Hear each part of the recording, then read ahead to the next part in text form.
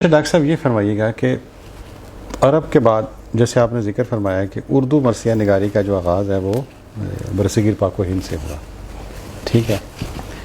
تو اس کا برصغیر پاک و ہند میں ظاہر پارٹیشن سے پہلے تو یہ سارا ایک تھا، وہ کون سا ایسا خطہ تھا جہاں سے اس کا وجود پہلی مرتبہ لوگوں تک آیا؟ آپ یعنی ازائی جو رسائی ادب کی بات کر رہے ہیں سارے کی یا کسی ایک صنف پہ پوچھ رہے ہیں؟ یہ مرثیہ نگاری، پہلے مرثیے پہ بات کر لیں۔ ہاں، یہ انڈیا کا جو ساؤتھ ہے جسے ہم دکن کہتے ہیں، پنجابی میں ایک لفظ دکن ہے جس کے معنی جنوب ہوتے ہیں، تو اسی میں سے ہے نکال دے تو دکن بن جاتا۔ تو دکن جو ہے یہ وہ خطہ ہے جہاں یہ بہمنی سلطنت جو ہے وہ وجود میں آئی تھی، محمد شاہ بہمن کی۔ پھر وہ چونکہ محب اہل بیت تھا تو اس نے عزاداری کی سرپرستی کی، پھر وہ سلطنت ٹوٹی اور اس سے 5 سلطنتیں وجود میں آ گئیں اور 5 محبان اہل بیت کی تھی، جس میں گولکنڈہ اور اس کی قطب شاہی اور عادل شاہی سلطنتیں بہت زیادہ مشہور ہیں۔ یہ لوگ چونکہ جدھر بیٹھے تھے وہاں سائل تھے، ایرانی اثرات تھے، اور خود بھی یعنی آپ دیکھیں نا ہمایوں کے ساتھ جو لوگ آئے تھے دلی، ان کے آنے سے بھی عزاداری آئی ہندوستان میں، تیمور کے ساتھ بھی آئی تھی۔ تو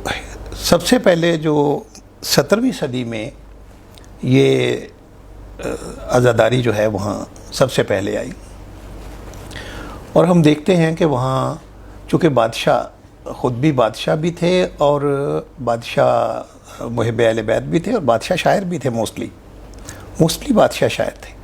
اس لیے انہوں نے خود بھی مرثیہ کہا، مرثیہ کے لیے ماحول بھی پیدا کیا۔ اور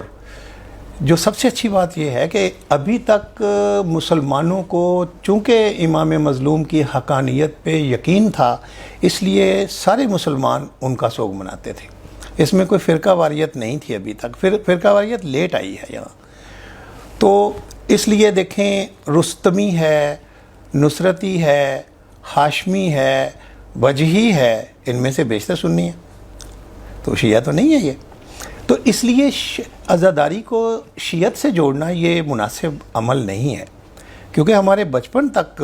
امام مظلوم کا غم جو ہے وہ سارے لوگ مل کے مناتے تھے۔ تو یہ شاعر وہاں سب سے پہلے وجود میں آئے، اور اس کے بعد آپ دیکھیں کہ قلی قطب شاہ جو ہے اس نے جب حیدرآباد جو ہے اس کو تعمیر کیا یا اس کو نئے سرے سے آراستہ کیا،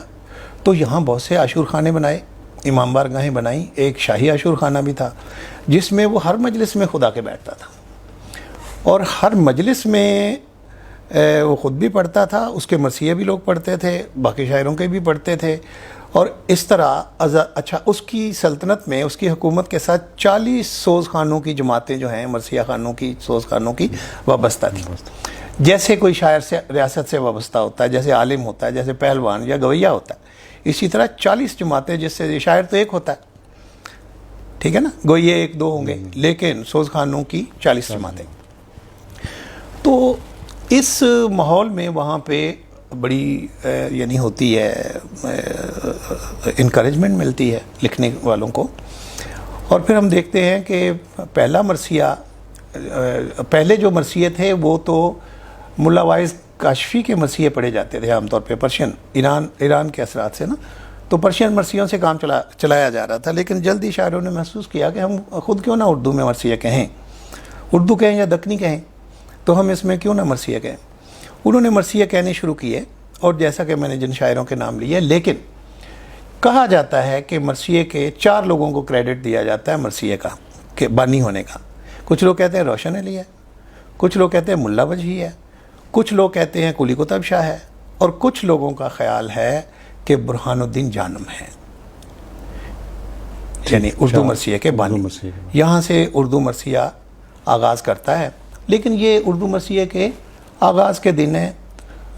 اس میں کوئی زیادہ جو آج حیت انیس کی اور دبیر کی جو سٹرکچر ہے مرثیے کا وہ نہیں تھا، بس اس میں تھوڑے بہت بے کسی کے، بے بسی کے مضامین تھے، غربت کے مضامین تھے، تھوڑی بہت جنگ کے حصے تھے۔ وہاں ایک شاعر ہیں مرزا، عادل شاہی زمانے کا، مرزا نے بہت زیادہ توجہ دی ہے مرثیے پہ، اور انہوں نے کچھ مرثیے کو پھیلایا، کچھ اس کے حصے تعمیر کیے ہیں، جیسے شہادت کا رجز کا حصہ ہے اور بین کے حصے یہ مرزا نے بنائے ہیں۔ اور مرزا نے ایک اور کام کیا کہ کئی حیتوں میں انہوں نے مرثیہ کہا، جس کا مطلب ایک تھا یہی تھا کہ وہ ساری حیتوں کو آزما رہے تھے اور دیکھ رہے تھے کہ کہاں زیادہ گنجائش ہے۔ یہ اضطراب اس کے مرثیوں میں نظر آتا ہے کہ فائنلی، لیکن مرثیے کو اپنی فائنل حیت تک پہنچنے یعنی مسدس تک پہنچنے کے لیے 300 سال انتظار کرنا پڑا ہے۔ اچھا